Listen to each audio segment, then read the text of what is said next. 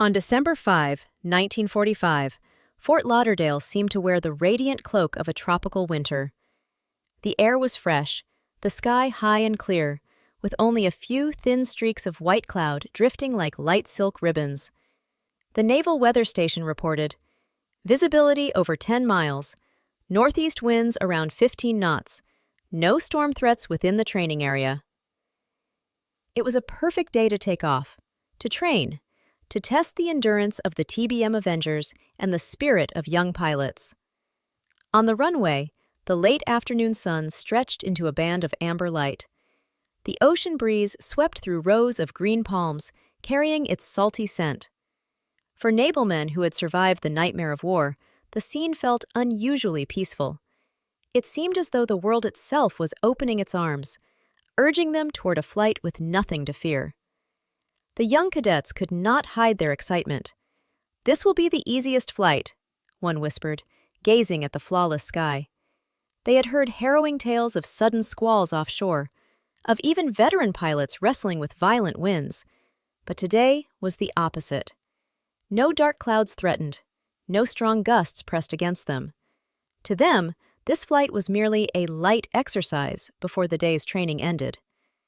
Lieutenant Charles Taylor, with his seasoned instinct, still kept his habit of scanning the skies. He stood on the runway, looking east toward the ocean glistening with light. His eyes missed no detail: wind speed, cloud direction, the color of the horizon. After years spent at sea, he knew that sometimes a single strange streak of cloud could herald a drastic change. But that day, everything was perfect, not a sign of trouble. Technicians confirmed the same. Conditions were safe for takeoff. Each TBM Avenger had been fully fueled, its engines and radios checked, ready for 5 hours of flight, more than twice the length of the scheduled training. To any observer, it looked certain that with such a beginning, Flight 19 would take off and return safely. In truth, that very perfection planted enough for 5 hours, ample for a mission planned at only 2 to 3. It was more than preparation. It was insurance. Reassurance that the cadets could handle even the unexpected. In the pilot's ready room, the mood contrasted sharply with wartime tension. Some cadets chuckled softly, sharing stories from the previous day's drill. Others wiped sweaty palms on their flight suits. They knew the exercise was important, but looking out the window at the endless blue sky, their nerves gave way to optimism. Lieutenant Charles Taylor entered, map in hand. The room fell silent. He spread the chart across the table, pointing to markers at sea.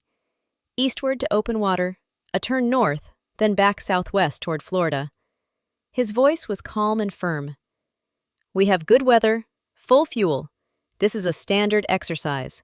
Treat it like a real mission, but don't worry, everything favors success." His words worked like a sedative. The cadets nodded. Some tightened the straps on their flight suits, reassuring themselves. Nothing can go wrong on a day like this. Outside, the sea breeze tugged at their uniforms. The sun sank lower, casting golden-orange light that made the base glow as if in a painting. The cadets climbed into their cockpits. The click of canopies shutting sounded like a seal on certainty. Engines roared to full life, propellers spinning into blurred circles, stirring dust into spirals. On the control tower, the duty officer scanned with binoculars and nodded. Good weather, clear visibility, no storms. On paper, a safe flight. At the signal, Taylor's lead Avenger surged forward, wings lifting into the sky. 4 more followed, one after another, like a perfectly timed orchestra. From the ground, the 5 planes looked like silver arrows shooting into the flawless heavens, their contrails stretching long and bright. No one, from the young cadets to the veteran commander, could have imagined that in this perfect afternoon, with blue skies, light winds, full fuel, and no sign of trouble, they would never set foot on the base again. #Meta. Pause. Hold formation. His clipped voice was the invisible tether binding the squadron together. Behind him, the cadets settled into rhythm. Radiomen confirmed. "Signal clear. No interference." Gunners, with little to do on a training flight, scanned the horizon, steadying themselves with the thought that everything remained under control. The breeze was gentle, wings quivered but held firm. At 3,000 feet, the squadron cut through a near-surreal scene. Blue sky above, endless sea below, merging into one. For the cadets, it was the moment they felt truly part of the U.S. Navy, masters of both sea and sky. Yet, amid that calm, fate's fragility crept unseen. Small patches of gray clouds formed at the northern horizon, too minor to alarm, but to an experienced eye they hinted how quickly weather could shift. Taylor frowned slightly but said nothing, unwilling to worry the cadets while lights still shone. In plane number 3, Lewis glanced at the fuel gauge and sighed with relief. Barely 30 minutes in, their tanks were still full, plenty to return. To him, the flight was nothing more than a long, airborne stroll. He did not know that sometimes even abundant fuel cannot save a squadron lost at sea. Below, waves shimmered in shades of gold, purple, and blue. To Taylor, though, the beauty also carried warning. The horizon was fading in twilight. He knew that once the sun dipped, visual navigation would vanish. If compasses or radios failed then, danger loomed. But the cadets thought little of it. They joked quietly over the radio, talking of the ocean's beauty, of points to earn when they returned. None realized the perfection was the deadliest trap. It lowered their guard, convincing them that nothing could possibly happen. The squadron flew deeper into the sea. In the sky, their V formation remained tight, a steel arrow aimed at the heart of the Atlantic. None knew that the moment they left the shore, they had already... On the morning of December 5th, when the preparation list was posted on the flight team's bulletin board, the entry, "Fuel, full tanks," was underlined in bright red. The technicians at Fort Lauderdale began refueling the 5 TBM Avengers as though performing a ceremonial opening ritual. The metallic fuel nozzles locked into the necks of the tanks with a solid click, and streams of 130-octane gasoline rushed through the transparent hoses, foaming with tiny bubbles like a golden brook pressed into steel veins. On the hangar floor, the thick, sharp scent of fuel mixed with oil and rubber, forming the unmistakable fragrance of naval aviation. Every main tank, auxiliary tank, fuel line, and drain valve was checked against the checklist. A gray-haired technician, Old Hollis, tightened a cap and muttered like a prayer. 5 hours of flight, more than enough for today's triangle. Handing a rag to his apprentice, he added, "Remember this, son. Enough isn't safety. Safety is discipline." The boy nodded, eyes fixed on the reassuring numbers flowing across the gauge. In the briefing room, Lieutenant Charles C. Taylor slowly circled the 3 legs of the course on the map. He spoke little, but each word fell heavy as rivets in a wing. Duration, 2 to 3 hours. Fuel endurance, 5 hours. That's a 2-hour cushion. That cushion is for contingencies, not for waste. A few cadets chuckled, mistaking it for a joke. Taylor did not. He tapped his pen on the fuel management section. Maintain cruising speed. Lean the mixture correctly. No throttle jockeying out of nerves. Once the cockpit canopies shut, each Avenger became its own world. Before the pilot stood the fuel gauge, its thin needle quivering faintly like a secret heartbeat. To the right, the red mixture lever waited for adjustments. Below, the fuel selector lever. Main, aux, off. The radio operator observer marked his logbook with a thick black slope, the fuel consumption line, to track the rate of descent over time. "Just like the textbook," he whispered. Meanwhile, Lewis, in number 3, less experienced, nudged the throttle at every gust until his observer snapped, "No pumping it! Hold steady! Your throttle is the crew's wallet!" Taylor, in the lead plane, checked his fuel selector out of habit. Still on the main tank, the gauge descending precisely on schedule. He leaned the mixture slightly, listening as the R-2600's roar softened to a smoother tone, proof of optimal burn. "Don't overlean," he warned the squadron. "Flying far with a dead spark plug isn't discipline." The dry remark pulled nervous hands back from unconscious fiddling. The squadron skimmed the air like swordfish. That reserve of fuel made everyone breathe easier. They imagined contingencies. If clouds closed in, they had hours to spare. If radios failed, time enough to search for signal. If they had to skirt rain, they could still return before the red line. Fuel became their invisible talisman, but fuel was also the merciless truth-teller. It never comforted, only obeyed the cold math of drag, wind, throttle wasted in fear, and heavy-handed maneuvers. A crosswind that felt light could demand a few more percent of power, and over 40 minutes, those few percent carved an invisible notch in the slope. At the first turn, the gauges still matched by the book. Matthews, observer in number 4, drew a fine red line. Mixture optimal, prop RPM steady, IAS 120, light headwind. He exhaled, pleased. Comfort makes men generous with themselves, yet old Hollis, had he been there, might have shaken his head. Comfort is a sedative. The pain is still coming. 10 minutes later, a low gray curtain unfurled across the horizon. Not a storm, just thicker haze. The squadron plunged through, visibility tightening, radios hissing before clearing again. One or two pilots instinctively fed in throttle to counter the sensation of drag. The fuel needles jolted down a notch, then steadied.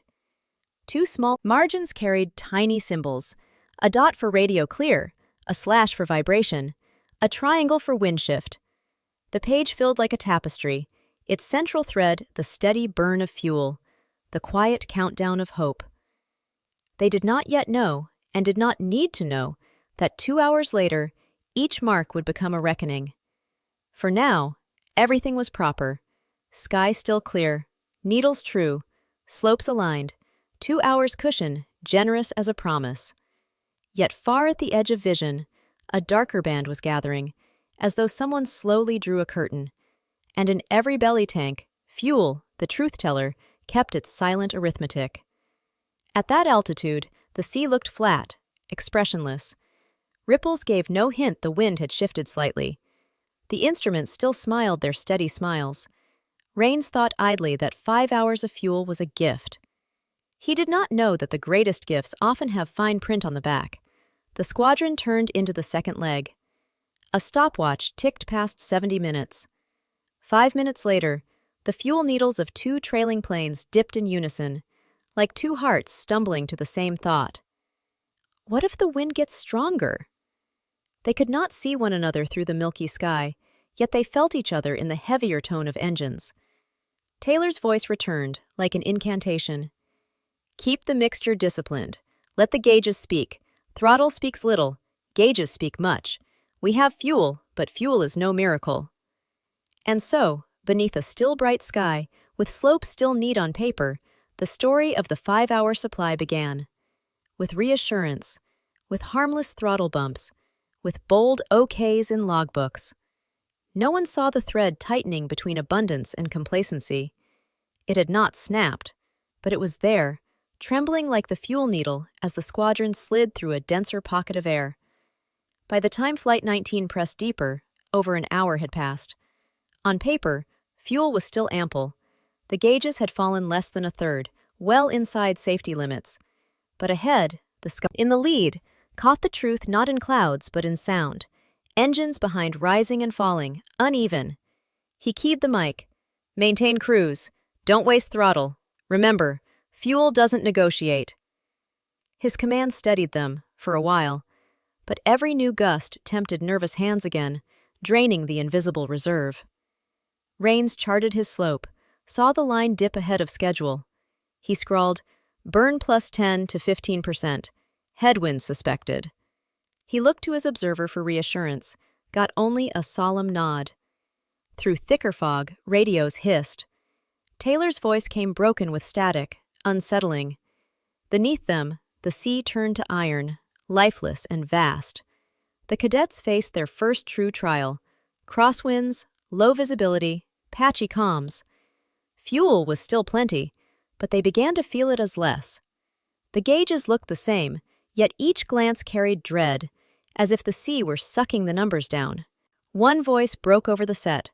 "Sir, I think the fuel's falling too fast." Taylor's reply cut like steel.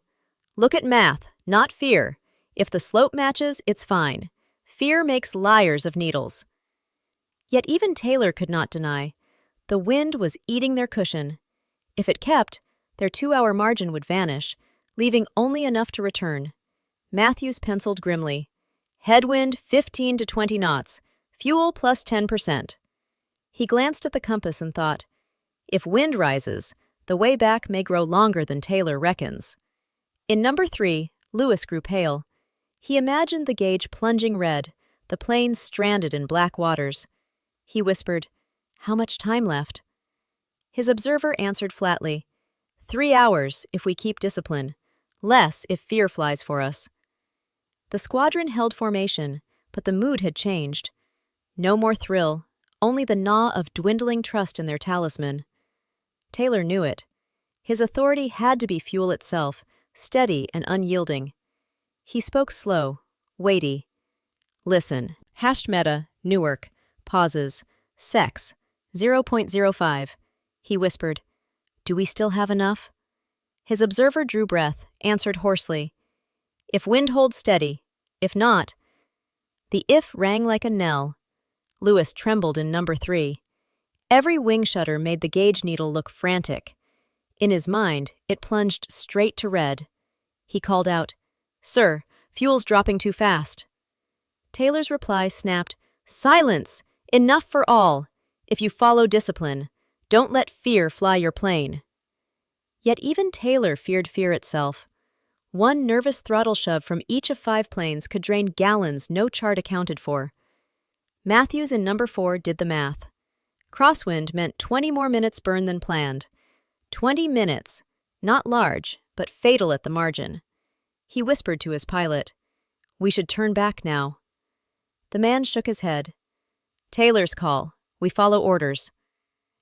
Matthews bit through his pencil. Taylor clenched his stick.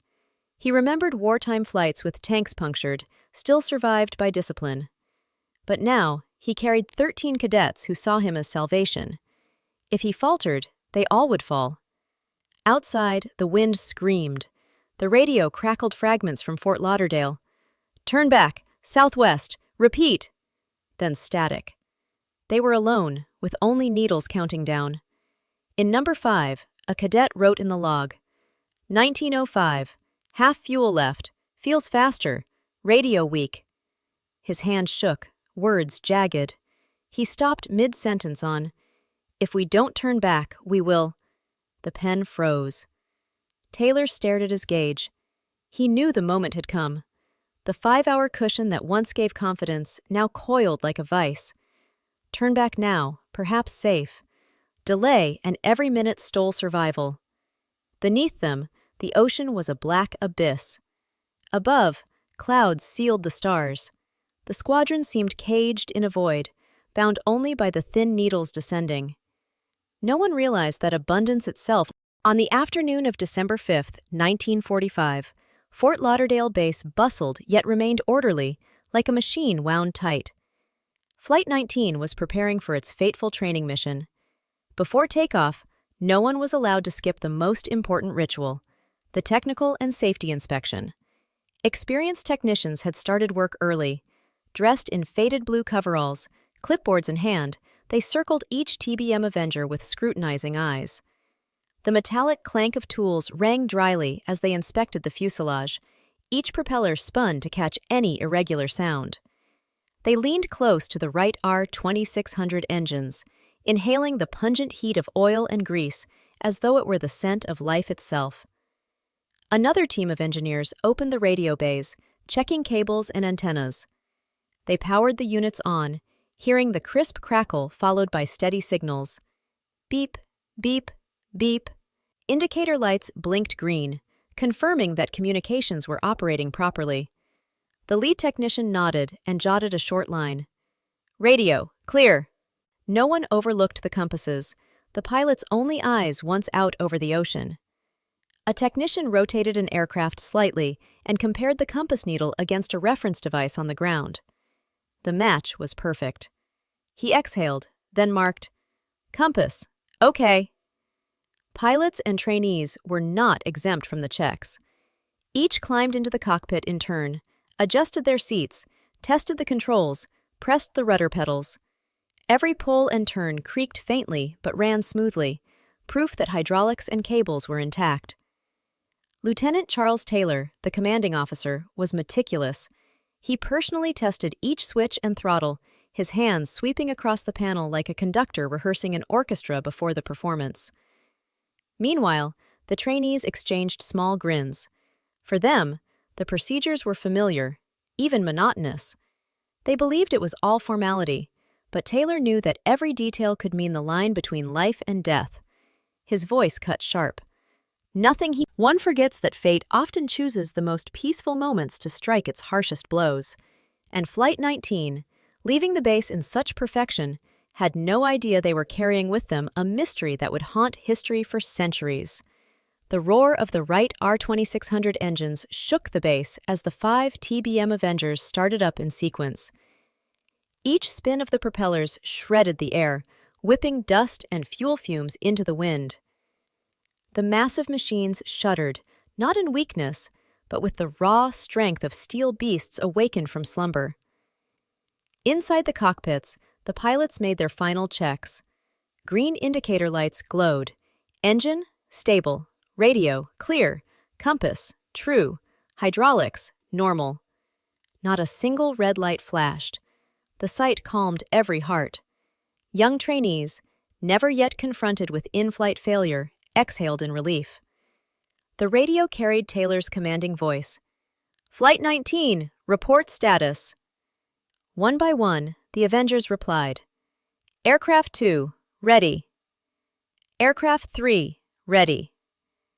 Aircraft 4, ready. Aircraft 5, ready." Taylor's voice concluded the inspection. "All systems in order. Prepare for takeoff." In the rear seats, some trainees smiled. A few even joked over the intercom. "If anything goes wrong today, I'll quit flying for good." Laughter rippled, but Taylor stayed silent. He knew the truth. He had seen perfect squadrons depart in war, only for a single error to turn into tragedy. Still, in this moment, everyone believed absolutely in a smooth mission. With full fuel, flawless systems, and fair weather, every condition pointed to success. No one entertained the thought of failure. The takeoff unfolded like a film reel. The lead Avenger rumbled down the runway, wheels grinding hard against the tarmac as speed built. Taylor's hand held the control stick firm, lifting the heavy iron bird into the sky. 4 more followed, wings shaking in the wind before steadying. From the ground, the squadron confidence and safety spread quietly through every cabin. Over the radio, Taylor's voice remained steady. "Hold formation, check compasses, maintain cruising speed." The trainees obeyed. The compass needles turned and steadied, matching the prescribed heading. No one detected the slightest irregularity, and so, leaving Florida's shore behind, the squadron entered their training mission in a state of absolute standardization. Every dial, every light, every engine sang the anthem of perfection. But that very perfection planted a hidden seed, the illusion that everything would remain under control. None of them could have known that only hours later, those same compasses, radios, and green lights would become the betrayers that led the squadron into endless darkness. As Florida's coast faded into shadow behind them, Flight 19 pushed into the vast expanse of the Atlantic. On the radios, only the hum of static now filled the silence, replaced by the steady pulse of the Wright R-2600 engines.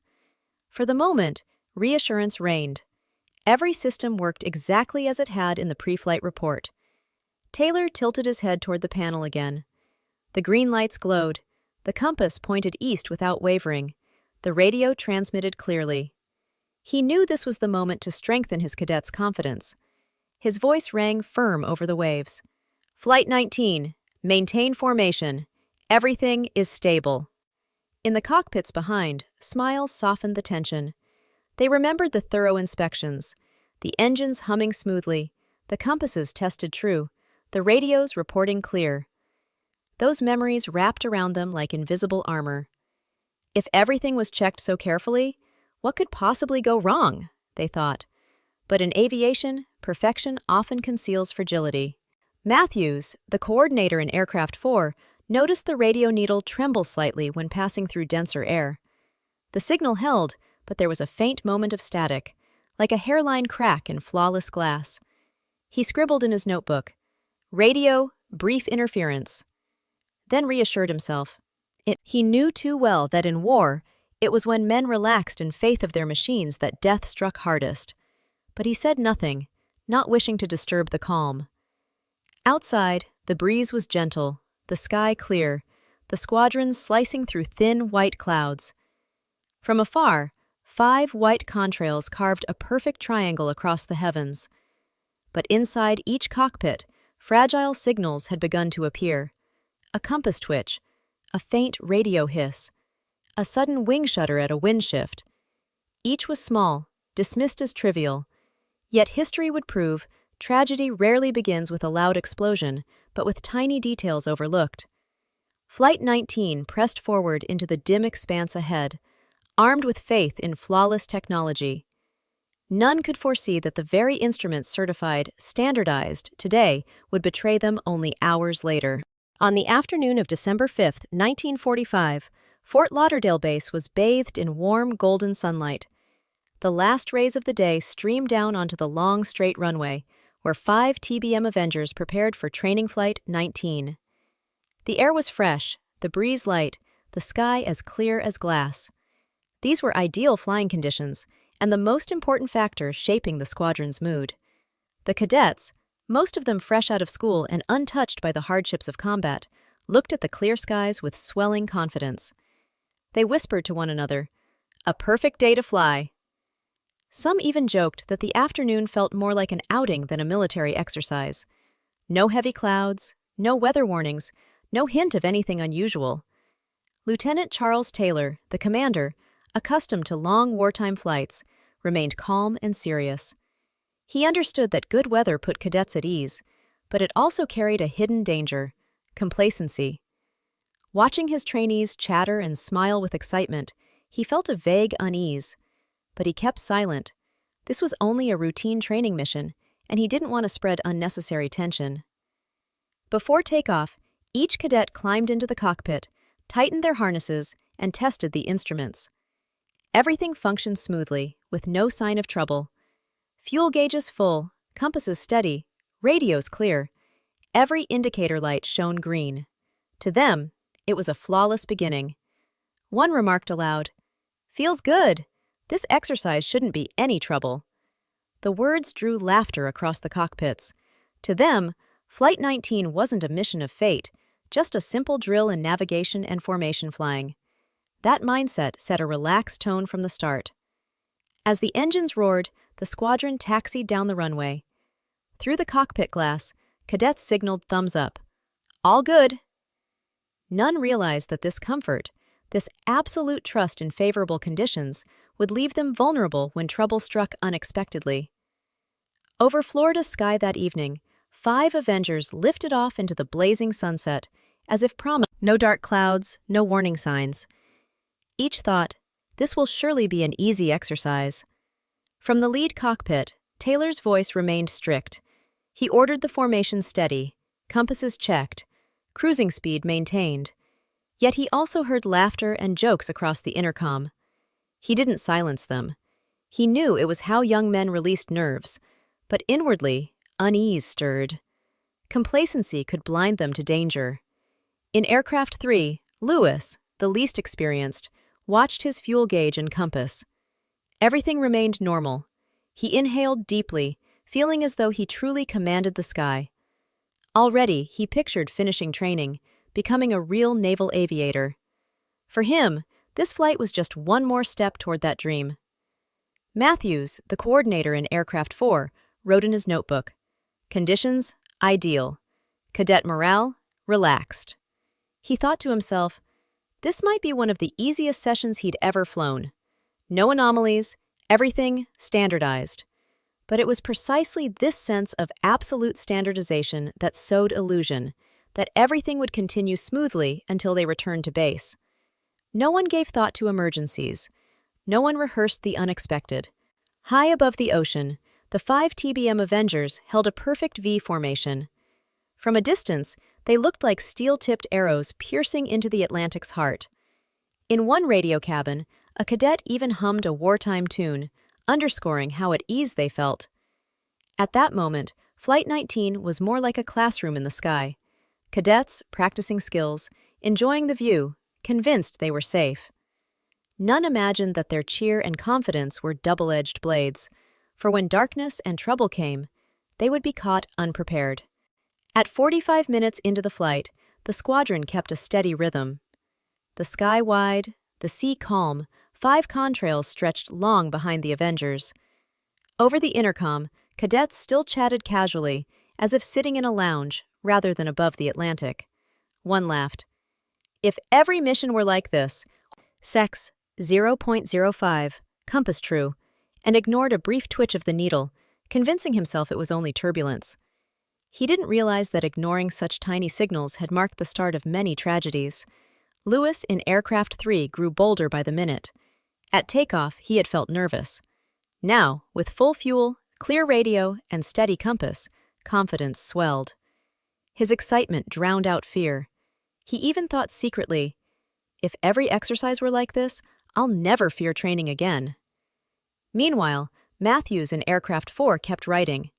He noticed how relaxed the cadets were and shook his head. He had seen it before in World War II, young pilots equating clear skies with absolute safety. He knew that blind trust in ideal conditions was the most dangerous enemy. But he also knew warnings go unheard when all seems normal. As the squadron flew deeper over the ocean, the psychology of hidden complacency seeped into every cockpit. They checked instruments less often, logged fewer notes, loosened concentration. Instead of strict vigilance, some admired the sea or traded chatter. In their minds, failure was near impossible. What they did not know was that the peak of comfort is also the point of greatest fragility.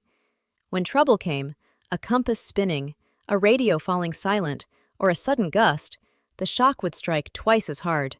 They would have no time to brace. Taylor, strict as he was, could not stop the creeping mindset. He knew he could train skills and give orders, but he could not strip complacency from young hearts. For a moment, an old lesson came to him. The most dangerous enemy of a pilot is not the storm, but self-satisfaction. The squadron still flew on, formation perfect, confidence intact. But beneath that shell, fragility had taken root. And when night fell, a single fault would be enough to shatter it all like a castle of sand. Flight 19 pressed forward, unaware that their initial complacency was the invisible snare destiny had already set. On December 5, 1945, Fort Lauderdale base seemed to be hosting a performance rather than preparing for a tragedy. That afternoon, the Florida sky was perfectly clear, the breeze light as breath, the sea calm like an endless mirror stretching to the horizon.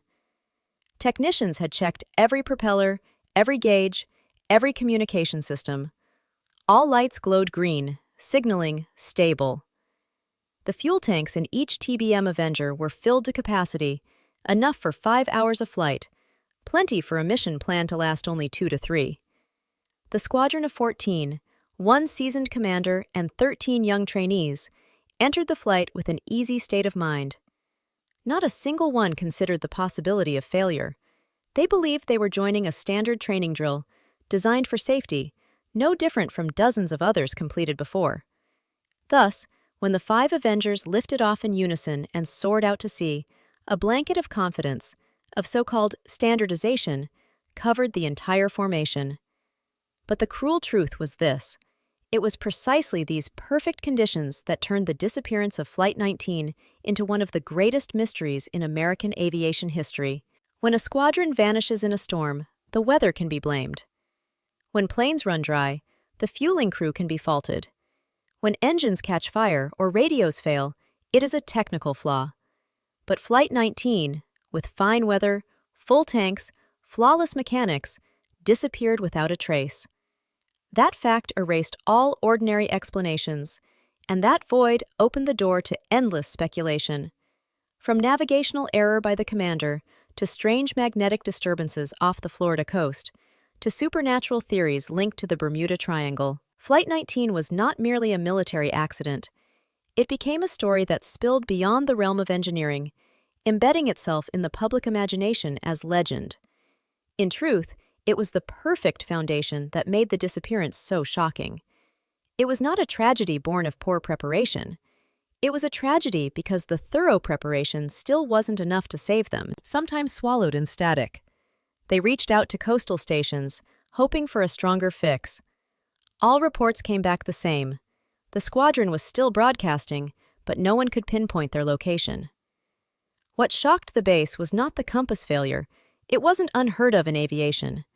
The inexplicable part was that all 5 TBM Avengers suffered the same issue.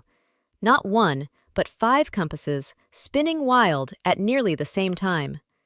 Technically, the odds of that were almost nil. On the ground, officers argued. Some suspected Taylor, despite his experience, had misidentified their position and was steering the squadron off course. Others insisted it had to be magnetic interference, some strange phenomenon offshore where the Bermuda Triangle's shadow began. Meanwhile, in the cockpits above the darkening sea, the trainees felt dread creep in. Their compass needles quivered, spun aimlessly, refusing to hold east or west. Outside, the horizon had vanished into a wall of gray clouds. No visual reference remained, only the voices over the radio. Taylor ordered, "Hold formation, don't split up. We'll find our way back." But his command could not mask his own growing doubt. A veteran who had survived combat, Taylor now wrestled with uncertainty. Was he guiding them home, or leading them farther into the Atlantic? In the tower, minutes dragged like hours. One officer reported, "Fuel about 2 hours left, sir." 2 hours. Long on paper, yet suffocatingly short for a squadron lost in the night over open water. Thus, the first theory took shape, Taylor's navigational error. Some claimed he mistook the Florida coast for the Bahamas. With compasses spinning, he believed they were over the Gulf of Mexico and ordered an eastern course, unwittingly sending them deeper into the ocean. This could explain why they never returned. But critics asked, if it was only misdirection, why didn't a single plane try to break away, to seek another heading? Why did all 5 vanish together, leaving not one scrap? Sex 0.05. But fate mocked them. Only hours after takeoff, the Mariner itself disappeared from radar. No distress call, no wreckage, no oil slick. 13 more souls gone, raising the missing count to 27. Fort Lauderdale realized then they faced not a training mishap, but a mystery beyond control. The search that followed was vast. Over 300 aircraft and ships combed the waters off Florida. Spotlights cut the night, radars scanned endlessly, eyes strained for wreckage. Yet the Atlantic gave back nothing. It swallowed the 6 planes and 27 men whole, as though they had never flown. News spread like fire. American headlines screamed, "Flight 19 vanishes in perfect conditions." The public was stunned, haunted. They read official reports that confirmed, fine weather, full tanks, systems sound. No logical reason could explain it. And into that void rushed every manner of theory. The first, magnetic anomalies. Some scientists argued that the Bermuda Triangle harbored strange fields strong enough to spin compasses astray, stripping pilots of orientation. That matched Taylor's haunting words, "My compass is spinning." But if so, why did radios also fail, and why was no trace of wreckage found? The second, navigational error. Perhaps Taylor misjudged geography, dragging the squadron eastward until fuel was gone. Yet had that been the case, debris or oil should have surfaced. After weeks of searching, the ocean remained silent. Then came the supernatural. Some whispered that Flight 19 had flown into a portal within the triangle, slipping into another dimension. Others claimed they were abducted by extraterrestrials, an idea that later UFO reports only fueled. Lacking proof, these tales nevertheless spread, for they satisfied curiosity more than any sterile military report.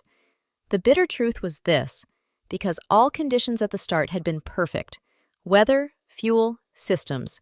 When Flight 19 vanished, no ordinary explanation remained. Instead, imagination